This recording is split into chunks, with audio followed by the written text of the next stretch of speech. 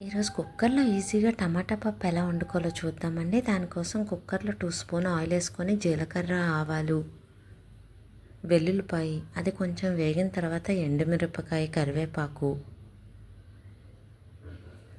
ఉల్లిపాయలు వేసుకొని 1 నిమిషం మగ్గనివ్వాలండి.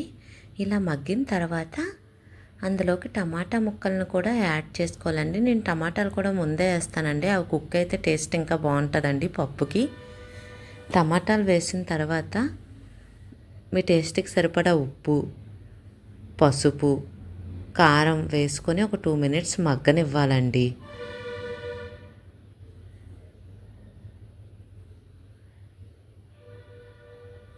ఇలా మగ్గిన తర్వాత ముందుగా నానబెట్టి ఉంచుకున్న కందిపప్పుని యాడ్ చేయాలండి. నేను 1 అవర్ ముందు సోక్ చేసుకొని ఉంచుకుంటానండి కందిపప్పుని.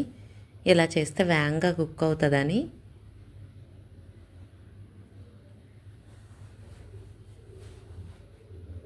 దానికి సరిపడా వాటర్ వేసుకోవాలండి. ముద్దగా కావాలనుకున్న వాళ్ళు తక్కువ వాటర్ వేసుకోవాలండి. పల్చగా తింటాం అనుకున్న వాళ్ళు కొంచెం ఎక్కువ వాటర్ వేసుకోవాలండి. కుక్కర్ మూత పెట్టే ముందే ఉప్పు, కారం అన్నీ సరిపోవో లేవో చూసుకోవాలండి. అప్పుడైతేనే టేస్ట్ బాగా కుదురుతుంది.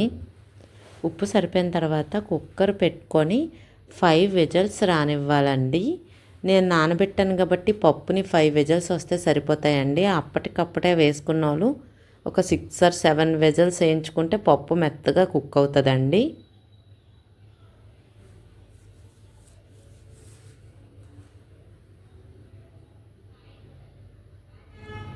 విజిల్స్ వచ్చిన వెంటనే ఎప్పుడు కుక్కర్ ఓపెన్ చేయకూడదండి. ఒక 10 మినిట్స్ అలా వెయిట్ చేయాలండి. ఎందుకంటే అందులో స్టీమ్ ఉంటుంది.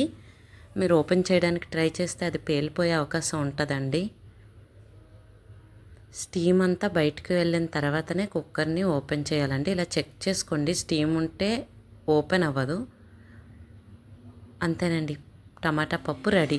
ఇప్పుడు కొత్తిమీర వేసుకుంటే చాలా టేస్టీగా ఉంటుందండి. ఒక్కసారి కలుపుకొని స్టవ్ వెలిగించి కొత్తిమీర వేసి ఒక 2 మినిట్స్ కుక్ అయితే సరిపోతుందండి. ఎంతో టేస్టీగా ఉన్న టమాటా పప్పు రెడీ.